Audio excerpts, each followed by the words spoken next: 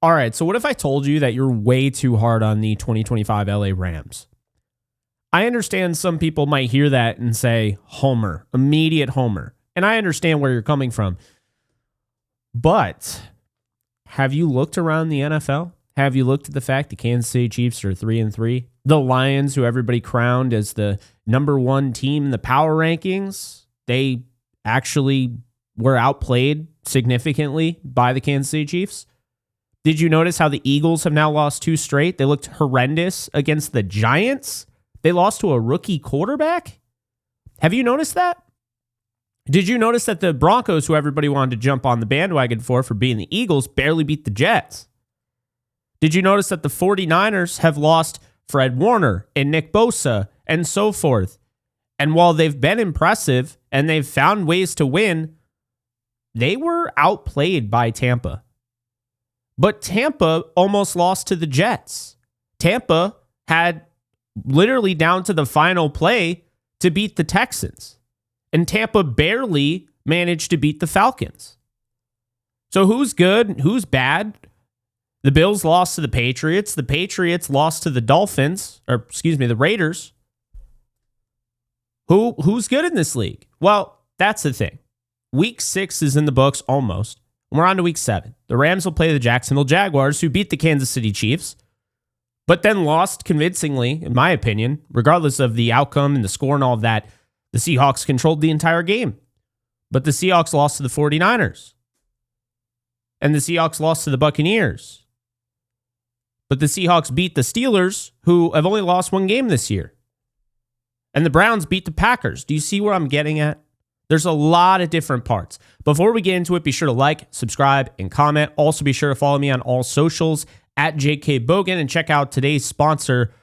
Absolutely check out today's sponsor, Sleeper, because if you're watching this, you're likely watching this before the doubleheader that they need to get rid of. But regardless, the doubleheader on Monday Night Football.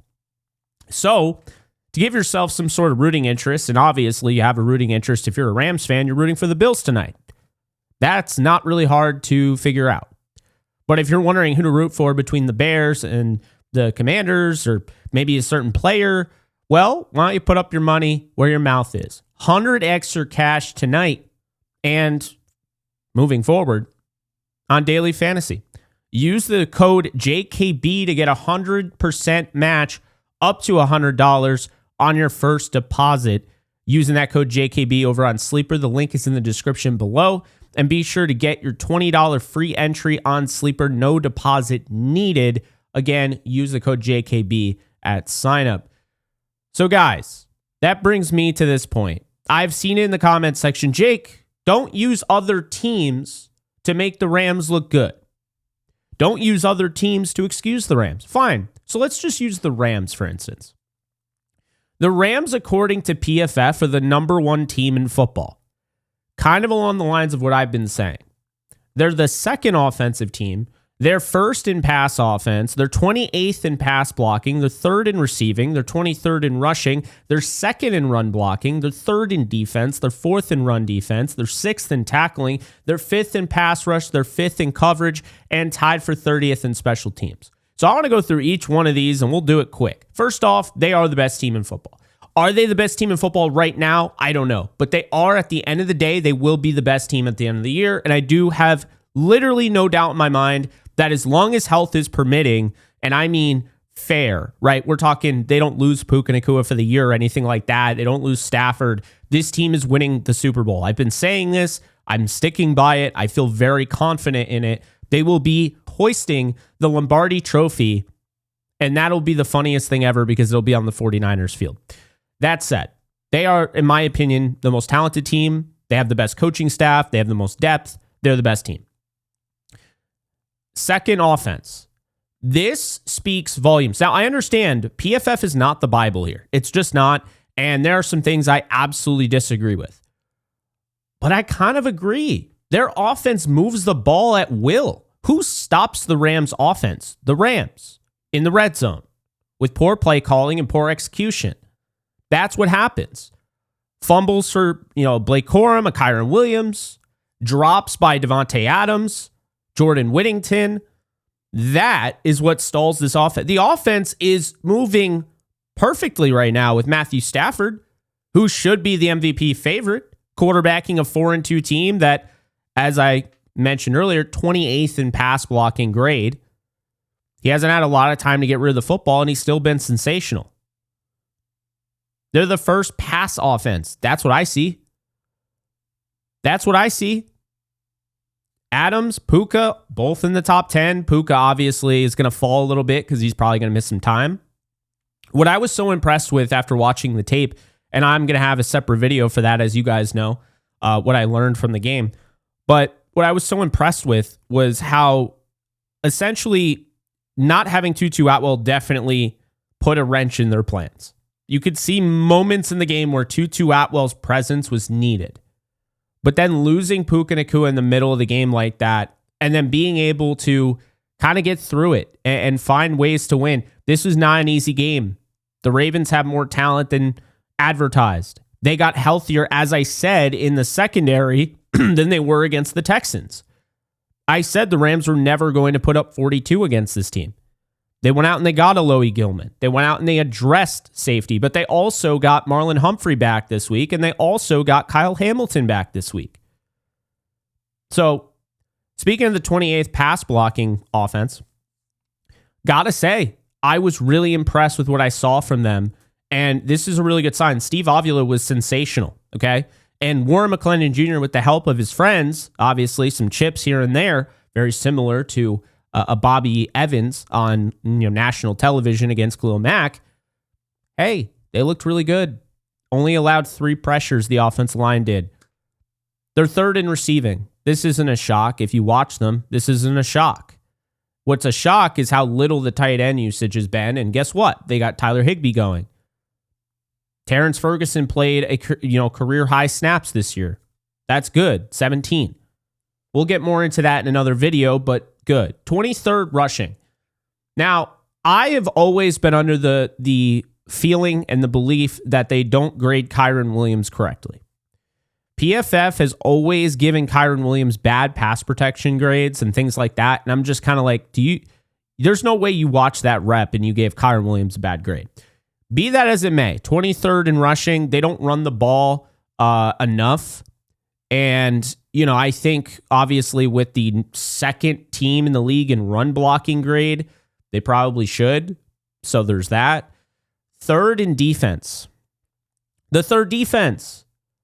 Is that a shock to you? They had a bad game against the 49ers, and I feel like everyone just kind of assumed they were going to kind of just lay an egg. Well, they didn't. They held the Ravens to the second ever game.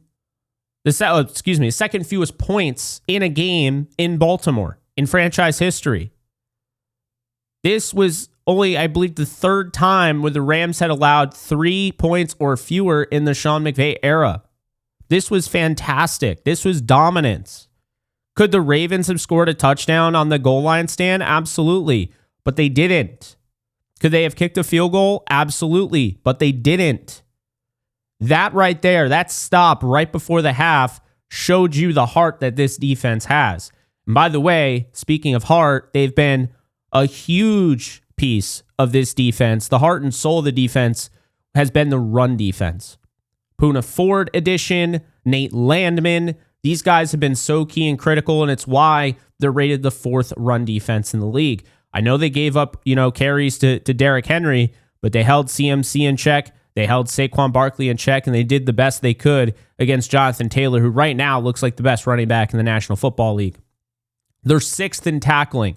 We got on them in the Eagles game. I specifically did. Emmanuel Forbes has to make that tackle. Darius Williams has to make that tackle, but they're 6th in tackling. And you see that because guys like Landman, guys like Dolak, guys like Quentin Lake, you can see the form tackling. It's special. It's fun to watch. We saw that yesterday. They're 5th in pass rush. You could argue the best pass rushing duo in the NFL right now is Jared Verse and Byron Young. So this doesn't surprise me at all. Byron Young had 6 pressures yesterday, and Jared Verse had 8. Jared Verse is now tied for the league lead in pressures. And Byron Young, through 6 games, has already tied last season's sack total at 7.5. He's getting better. He's hitting another level. And it's not just that. Rookie Josiah Stewart looks like an absolute steal. Probably should have been a first round pick. That's what we find out. Obviously, when the games are played, we realize, oh, that guy's size issues weren't a big deal, right? Oh, he's too short to play. Who cares? He looks great. Then you have the interior pass rush as well. There you go. And fifth in coverage is interesting. We've been talking about it. The corners are a weaker link of this team, if not the weakest link of the team. But when push came to shove, these guys had to step up against guys like Zay Flowers that can create a lot of separation, DeAndre Hopkins, who's going to the Hall of Fame after his career, and Rashad Bateman, who's really good in his own right, as well as Mark Andrews. The Rams held him in check. But this is for the whole season, not just this past week. The Rams had to bounce back after making Kendrick Bourne look like Jerry Rice, and they did that. But this coverage grade of fifth in the league isn't just corners, it's also safeties and linebackers. And it goes to show you the Rams are a very well-rounded unit. Last but definitely least here, tied for 30th with the Packers in special teams grade. This makes sense. Now, I don't like calling for people's jobs. I don't like doing it. I'm not going to do it right now. But Chase Blackburn, you are on the hot seat, my friend. This is not just PFF having grades. This is shown on tape. This is an undisciplined special teams unit. The kicking operation is the worst I've ever seen. It's now made it so now you see Josh Carty trying to overcompensate and push kicks to the right because he doesn't want to be blocked. It's now in his head. Will it go out of his head? Probably, but it's in his head now. And can you really blame him? He hit 26 in a row and then he gets a bunch of them blocked and now all of a sudden people think he sucks. Well, special teams has to get better. This is something that the Rams have made a change with before. I don't know if they'll do a mid-season change. I do like the idea. I did like the idea of bringing in Chase Blackburn. He is, after all, the guy that found Ethan Evans, but it's not working. And it's going to have to start working because this is starting to stick out like a sore thumb when, let's be honest here, that 28th pass blocking offense you could say is as bad, but that pass blocking grade is going to go up now that Avila is back and they just played the best game of the year.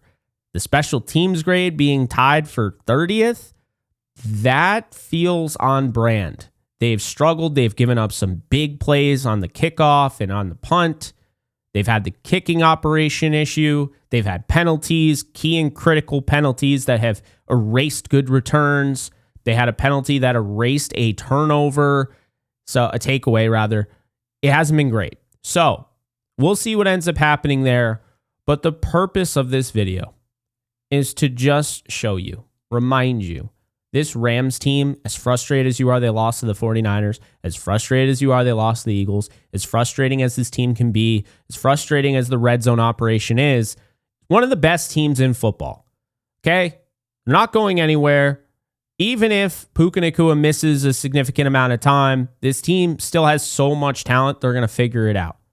They got a game against the Jaguars. They can go in the bye at 5-2. They're way beyond where they were in 2024 and 2023. I don't think people are really talking about that. Instead, all I see is this isn't a Super Bowl team just because you wanted them to score 40-plus points against the Ravens. Well, unfortunately, flying 3,000 miles across the country, playing at a 10 a.m. game in your mind, and playing in bad weather conditions does lead to ugly games.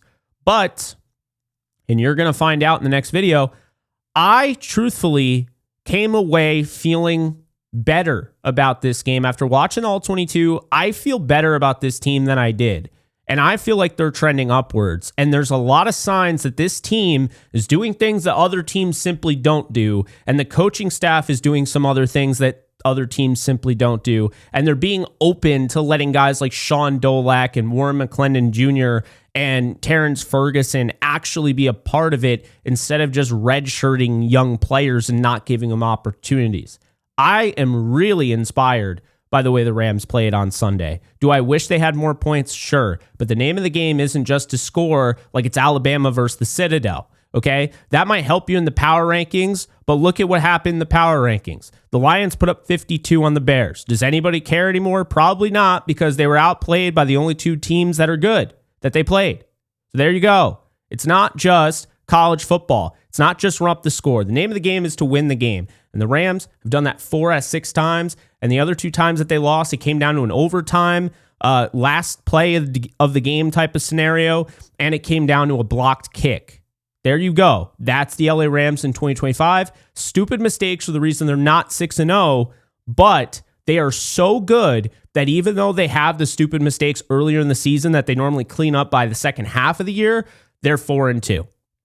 Sleep on this team if you want, but this team is going to win the Super Bowl if they have a decent bill of health. There you go. That's all I got for you guys. I'm Jake Ellenbogen. Hope you guys enjoyed. Be sure to like, subscribe, and comment, and I'll see you guys in the next video. Take care, folks. Later.